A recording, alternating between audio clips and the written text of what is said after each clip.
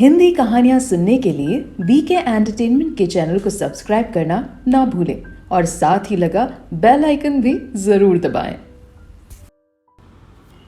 नमस्कार, मैं पिया सिंह नेगी कहानी सुनाने जा रही हूँ आपको, मेरी इकलौती बहू। इस कहानी की लेखिका हैं रत्ना साहू। सुलोचना जी गैस पर एक तरफ चाय बना रही थी और दूसरी तरफ दाल बनाने के लिए पानी गर्म कर रही थी। वो कुकर में चम्मच से माप कर थोड़ा थोड़ा दाल, नमक और हल्दी डाल रही थी। तभी उनके पतिदेव रमाकांत बाबू आए और बोले, सुलोचना, अरे भाई आज चाय मिलेगी भी या नहीं? अब तक तो मैं दूसरी बार चाय पीता रहता था, आज एक बार भी नहीं मिली। हाँ हाँ, चाय बन गई है, अभी देती हूँ, आप ज़रा कप दीजिए ना। रमाकांत बाबू कप पकड़ाते हुए बोले, दाल सब्जी में नमक थोड़ा कम ही डालना, पिछले 3-4 दिनों से नमक बहुत ज़्यादा रहता है, मेरा बीपी बढ़ गया है।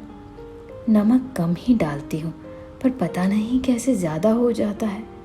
लगता है खाना बनाने की आदत छूट गई है शायद, इसलिए हो सकता है, सुलोचना जी बोली। अरे तुमसे नहीं होता है, तुम्हारी आदत छूट गई है तो तुम क्यों बना रही हो? बहू एकता कहाँ है? उसे कहो, वो बना लेगी। वो कमरे में अपने लैपटॉप पर कुछ कर रही है। मैंने कई बार कहा पर वो कुछ बोली ही नहीं। सुधीर ने भी कहा कि मम्मी से खाना बनाने नहीं होता है, तुम बनाया करो, पर उसने साफ साफ इनकार कर दिया। तो क्या करूँ अब? सबके सामने खटपट करूँ? जैसे होता है बना रही हूँ। बोलते बोलते सुलोचना जी की आंखें छलक गई। रमाकांत बाबू सुलोचना जी के आंखों से आंसू पोंछते हुए कह रहे थे, क्यों रो रही हो? गलती तो तुम्हारी ही है। मैंने कई बार समझाया था, पता नहीं तुम्हें क्या हो गया था। मेरी बात समझने की कभी कोशिश ही नहीं की। अब भुगतो। हाँ, मुझसे गलती हो गई, पर अपनी गलती का एहसास है मुझे। अब एहसास होकर क्या होगा? किस मुंह से तुम सबको कहोगी कि मुझे अपनी गलती का एहसास है? इतना बोल वो चाय लेकर बरामदे में बैठ गए और अखबार पढ़ने लगे। सुलोचना जी का बड़ा संयुक्त परिवार था। उनके पति की सरकारी नौकरी थी, बाकी 3 भाई बिजनेस करते थे। सभी एक साथ वर्षों से रह रहे थे। बिरादरी में उनके परिवार का बहुत नाम था। जब भी संयुक्त परिवार की बात चलती तो इस संयुक्त परिवार की चर्चा अवश्य होती। इनके परिवार को उदाहरण के रूप में प्रस्तुत करते लोग। सुलोचना जी को एक ही बेटा है, बाकी सबको 2-2 बच्चे हैं। अभी पिछले साल उनके बेटे की शादी एकता से हुई है। एकल परिवार में पली बड़ी एकता इतना बड़ा संयुक्त परिवार देख उसे बहुत आश्चर्य हुआ। पहले तो डर गई कि इतने बड़े परिवार में खुद को कैसे एडजस्ट करेगी, लेकिन धीरे धीरे वो अपने आप को उसी अनुरूप ढालने लगी और सबका सहयोग भी मिलता रहा। वो सबके साथ मिलकर काम बहुत ही तन्मयता से करती और सीखती भी। वो जो भी काम अपनी सास के लिए करती, जैसे बाल में तेल लगाना हो या फिर कभी पैर की मालिश करना हो, तो वो अपनी सास के साथ बाकी तीनों सास का काम भी करती। बहू का ऐसा व्यवहार देखकर सभी बहुत खुश थे। एकता धीरे धीरे अपनी चारों सास की लाडली हो गई। कुछ दिनों तक ठीक रहा, पर धीरे धीरे एकता की सास सुलोचना जी को बहू की ये आदत खराब लगने लगी। वो सोचने लगी कि ये मेरी बहू है तो सिर्फ मेरा ही काम करे, मेरी ही सेवा करे, बाकी सबका नहीं। उन्होंने अपनी बहू को कई बार समझाने की कोशिश भी की, पर एकता नहीं समझी। एक बार एकता छोटी सास के बालों में तेल लगा रही थी। तभी सुलोचना जी ने आवाज़ दी। एकता जैसे ही सास के कमरे में गई, सुलोचना जी ने कहा, अरे तुम मेरी इकलौती बहू हो, तुम काम क्यों करोगी?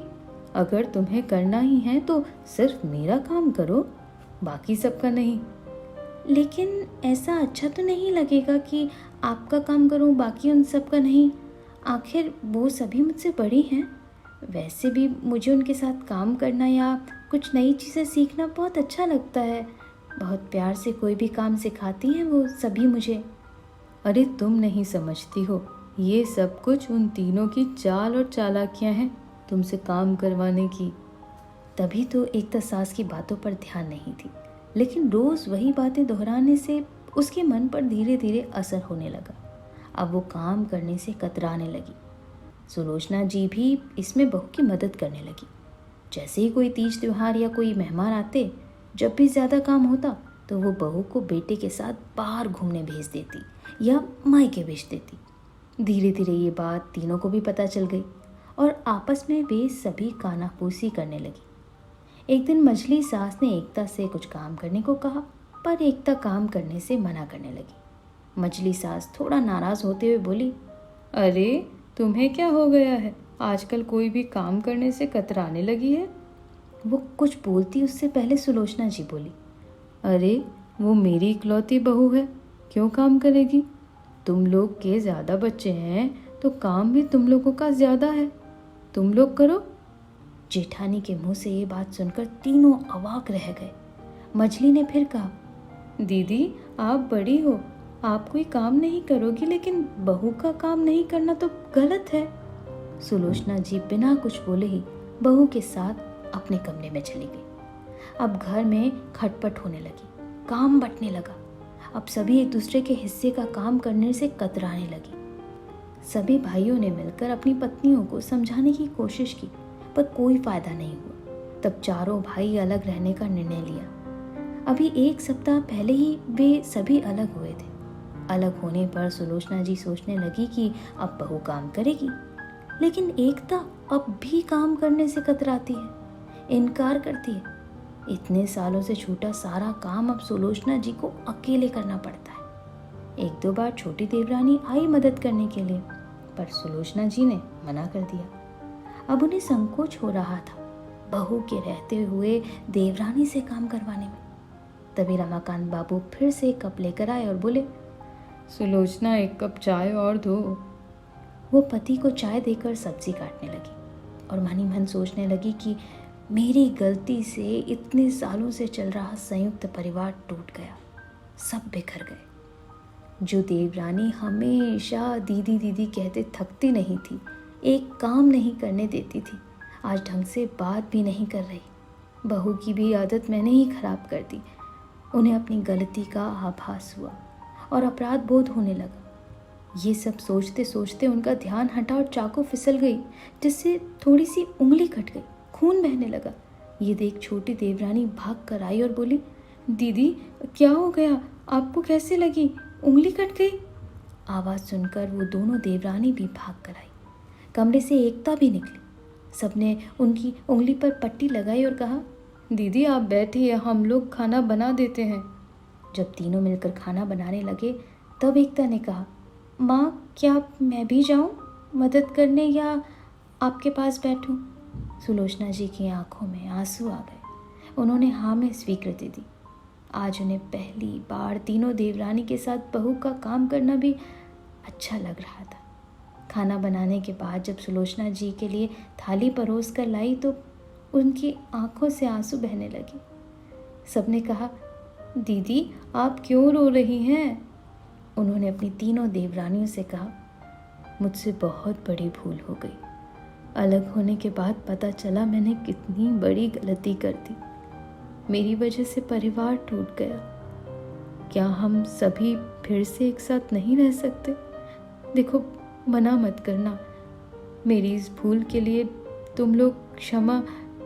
बात पूरी करने से पहले सबने उनका हाथ पकड़ लिया और कहा, आप बड़ी हैं, आपका हाथ सिर्फ आशीर्वाद देने के लिए है, माफ़ी मांगने के लिए नहीं। आपको अपनी गलती का एहसास हो गया, वही बहुत है। माफ़ी मांगने की कोई ज़रूरत नहीं, हम फिर से एक साथ ही रहेंगे। सुलोचना जी मुस्कुराते हुए अपनी तीनों देवरानियों और बहू के गले लग गई। फिर उन्होंने एकता से कहा, बहू आज तक मैंने तुम्हें जो भी कहा वो सब भूल जाओ। अब तुम्हारी एक नहीं 4 सास है। पहले की तरह सबके साथ मिलजुल कर रह। कभी मेरी सेवा में कमी आए तो आए, पर इन तीनों की सेवा में कोई कमी नहीं आनी चाहिए। एकता ने भी हंसते हुए हाँ में स्वीकृति दे दी। तो ये थी प्यारी सी कहानी मेरी इकलौती बहू, जिसे लिखा है रत्ना साहू ने। एक बहुत ही प्यारा से इसे लाइक दीजिएगा और सबके साथ शेयर कीजिएगा। साथ ही साथ कमेंट बॉक्स में लिखकर बताइएगा कहानी आपको कैसी लगी। बने रहिएगा आपके अपने पिया सिंह नेगी के साथ। सब्सक्राइब कर दीजिएगा चैनल को। Thank you. हिंदी कहानियाँ सुनने के लिए बीके एंटरटेनमेंट के चैनल को सब्सक्राइब करना ना भूलें और साथ ही लगा बेल आइकन भी ज़रूर दबाएं।